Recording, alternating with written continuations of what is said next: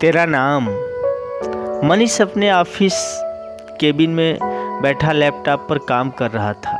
Manager Rohit ने बताया कि कुछ कैंडिडेट आ गए हैं, आपके पास भेजूं क्या? मनीष ने अनमने तरीके से कहा कि उनमें से जो भी लायक लगे उसे तुम ही सेलेक्ट कर लो। मैनेजर बाहर चला गया। मनीष थोड़ी देर के बाद साइड पर जाने के लिए केबिन से बाहर निकला तो उसकी नज़र एक युवक पर ठहर गई। वह उसे थोड़ी देर तक देखता रहा। युवक अपने माथे पर उभर आए पसीने को पोंछ रहा था। शायद वह नर्वस था।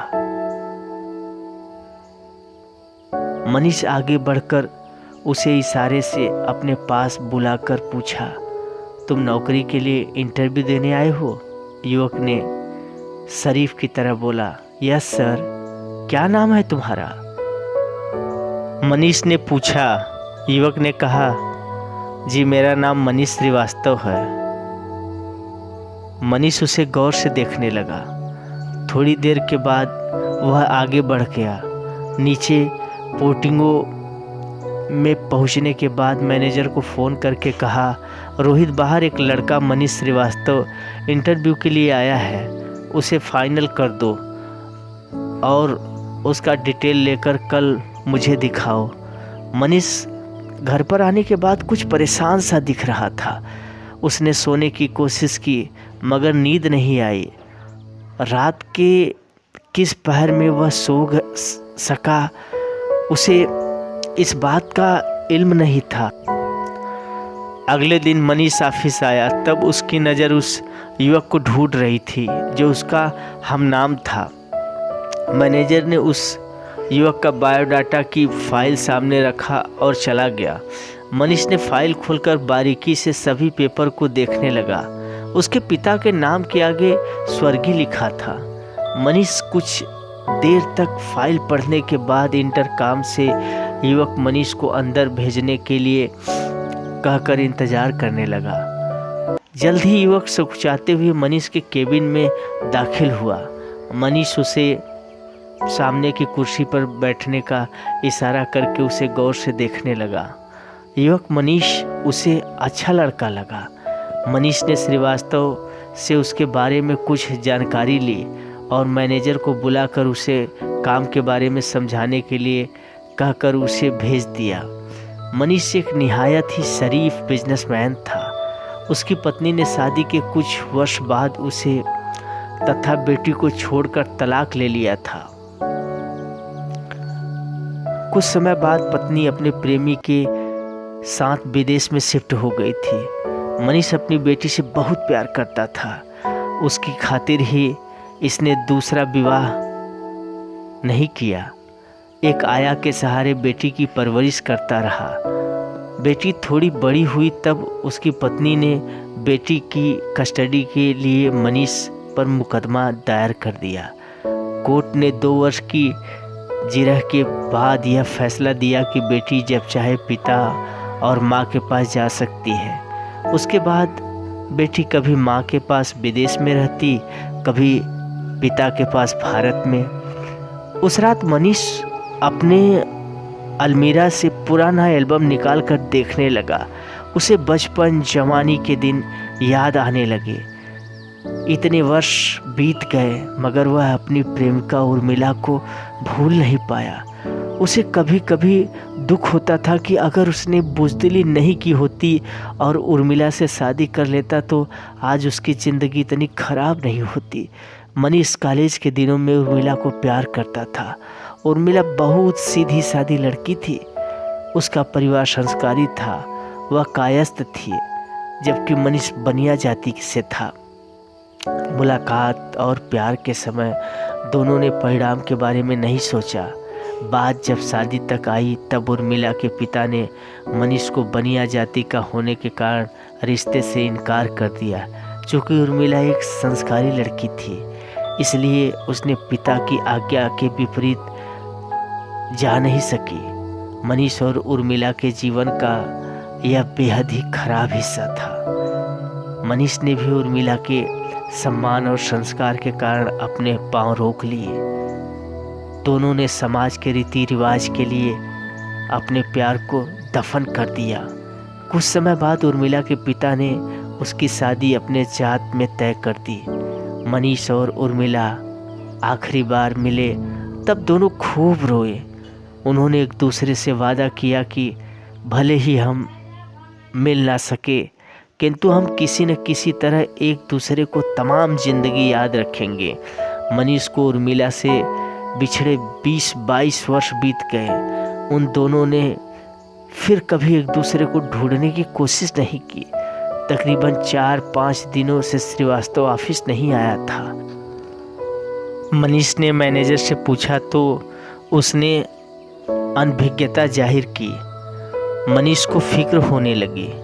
पता नहीं क्यों श्रीवास्तव मनीष को बहुत अच्छा लगने लगा था।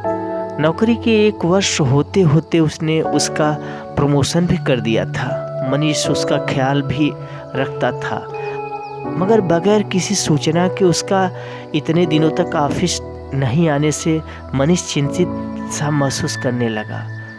उसने कई बार फ़ोन करने का दिल कर रहा था, मगर कोई बात उसके मन में थी जो रोक रही थी।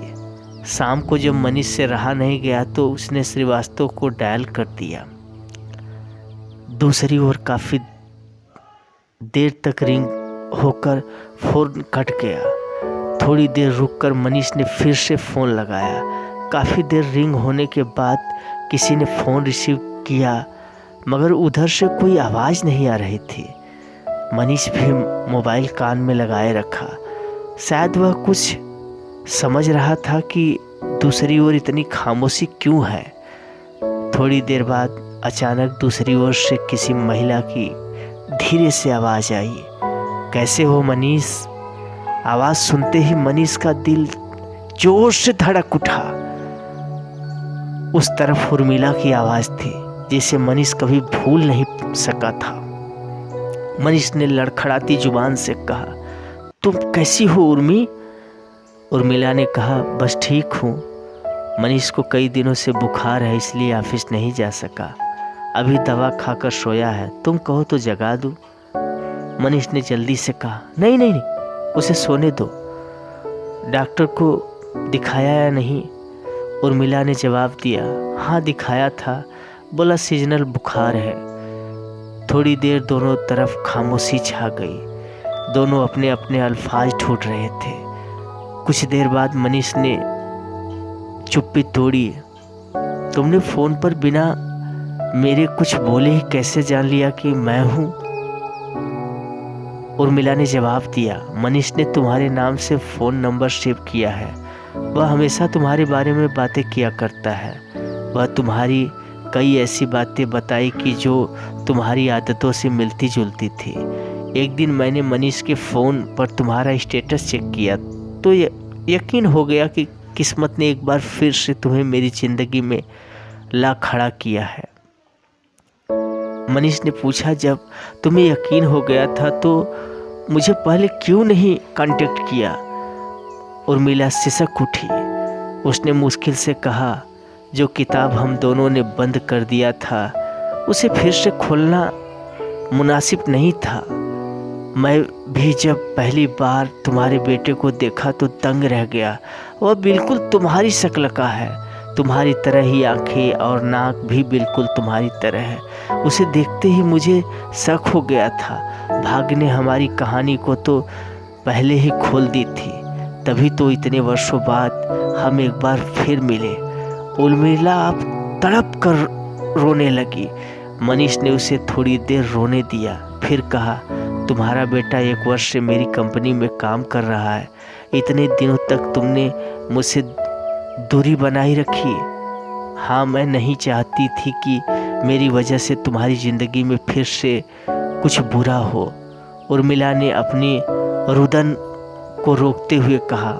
मनीष ने बताया, मेरी ज़िंदगी तो तभी बुरी हो गई थी जब हम दोनों बिछड़ गए थे। तुम्हारी शादी के बाद मैंने सोचा था कि अब अपनी ज़िंदगी में तुम्हारी जगह कभी भी किसी को भी नहीं आने दूंगा, मगर हालात एक जैसे नहीं रहते। मुझे भी शादी करनी पड़ी। मगर वह शादी कामयाब नहीं हुई। बेटी के पैदा होने के बाद मेरी पत्नी ने तलाक ले लिया। बेटी अब कुछ समय अपनी माँ के पास रहती है। दूसरी ओर से फिर उर्मिला के सिसकने की आवाज़ आई। मनीष ने कहा, जानती हो मेरी बेटी का नाम क्या है? उर्मिला ने रोते हुए कहा, उर्मिला। मनीष की आंखें भी छलछला आई। उसने अपने जज्बात को किसी तरह संभालते हुए कहा, हाँ, तुमने भी तो अपने बेटे को मेरा ही नाम दिया है ना? उर्मिला ने कहा, याद है ना जब हम हमेशा के लिए बिछड़ रहे थे तो क्या वादा किया था? मनीष ने कहा, हाँ, मुझे सब याद है। हमने कहा था कि भले ही हम बिछड़ रहे हैं मगर किसी न किसी रूप में हम एक दूसरे की यादों में ज़रूर रहेंगे। उर्मिला ने जवाब दिया, मेरे स्वर्गीय पति जब भी मुझसे पूछते कि मैंने अपने बेटे का नाम मनीष ही क्यों रखा, तब मैं शर्म से लाल हो जाती थी। मनीष ने आखिर में पूछा, क्या हम एक बार फिर मिल सकते हैं? उर्मिला ने रोते हुए कहा, हम यह ना ही करें तो हम दोनों की मर्यादा बनी रहेगी। हम एक दूसरे का मान सम्मान कायम रखेंगे। मनीष ने आह भरते हुए कहा, जैसी तुम्हारी मर्जी, मगर एक वादा करना होगा। तुम्हें जब भी ज़रूरत होगी तब मुझे आवाज़ दोगी। उर्मिला ने जवाब दिया, हाँ, वादा रहा। और फ़ोन डिस्कनेक्ट हो गया। आशा करता हूँ दोस्तों ये कहानी पसंद आई होगी। मैं तो ये कहानी कहते कहते मेरा दिल भर आया। अगर आपका सुनते सुनते दिल भर आया हो तो प्लीज़ लाइक, कमेंट, शेयर ज़रूर करिएगा दोस्तों। कहानियों का सिलसिला यूं ही जारी रहेगा। तब तक के लिए मैं आरजे साहिल आप सभी का दिल की गहराइयों से स्वागत करता हूं और फिर मिलेंगे अगले वीडियो में दोस्तों। तब तक के लिए अलविदा और अपना ख्याल रखिएगा साथियों। धन्यवाद।